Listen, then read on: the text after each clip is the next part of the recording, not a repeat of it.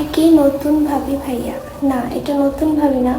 আমাদের বিয়ে হয়েছে ফেব্রুয়ারি 7 তারিখে। আমার আম্মু এতদিন আমাকে আটকায় রাখছিল বাসায়, এখন আমি ওর কাছে চলে আসছি। আপা বাপ মা ছেড়ে আমাদের জুনিয়র সাকিব লিঙ্গ ছাড়া সিংহের কাছে চলে আইছিল, কিন্তু আপা বুঝতে পারে নাই এই সিংহ শুধু গর্জনই করতে পারে, শিকার করতে পারে না।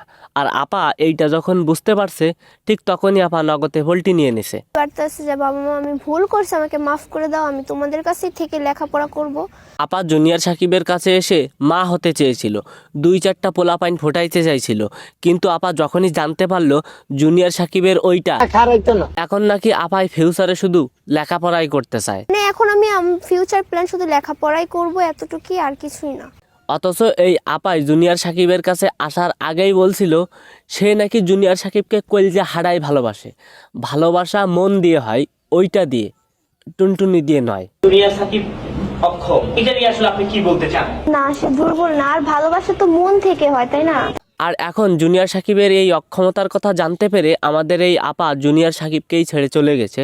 আসলে মেয়েদেরকে শুধু অন্তরের ভালোবাসা দিলে চলে না, তাদেরকে ওই ভালোবাসায়ও দেওয়া দরকার। আর সেই ভালোবাসা দেওয়ার ক্ষমতা আমাদের জুনিয়র সাকিবের নাই, কারণ জুনিয়র সাকিবের টুনটুনিই নাই। সাকিব কি কখনো বাবা হতে পারবে? তুমি কি বলো? আমার মনে হয় না পারবে, আর কখনোই পারবে না। অতএব জুনিয়র সাকিবই বাংলাদেশের একমাত্র নায়ক, যে নায়কের কাছে বাংলাদেশের সব নায়িকা নিরাপদ। একেবারে দুর্ঘটনা হওয়ার কোনো চান্সই নাই। ইকরা, তুমি 2 দিন আগেও বলছিলা ইন্টারভিউতে আমার সাথে থেকে যে তুমি আমাকে কখনো ছেড়ে যাবে না, জীবনও ছেড়ে যাবে না, কিন্তু 2 দিন না যেতে যেতে তুমি ছেড়ে চলে গেলা। ফেসবুকে ঢুকলেই আমাদের এই লিঙ্গ ছাড়া সিংহ অর্থাৎ জুনিয়র সাকিবের চিৎকার চেঁচামেচিতে আমাদের কান একেবারে ঝালাপালা হয়ে যাচ্ছে।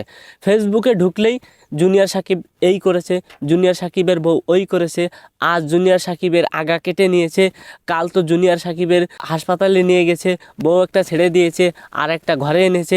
এইগুলো দেখতে দেখতে শুনতে শুনতে আমরা একেবারে অতিষ্ঠ হয়ে যাচ্ছি। আর আমাদের এই যে ইকরা মামুনিকে মন ভরে গালি দিতে মন চাচ্ছে। কেন বইন, শিখা অর্ধেক কাজ করে দিয়েছে, তুমি অর্ধেক কাজ করে দিলে কি এমন সমস্যা হইতো? আর আমার জন্যই শিখা ওর এরকম ক্ষতি করছে। জুনিয়র সাকিবের আগের বউ শিখা জুনিয়র সাকিবের অর্ধেক কেটে নিয়েছে। তুমি বইন যখন জুনিয়র সাকিবের কাছে আসছো এবং জানতে পারছো এই সিংহ কোনো কাজের না, এ কোনো দিন স্বীকার করতে পারবে না, তাইলে তুমি তার বাকি অর্ধেক কেটে নিতা।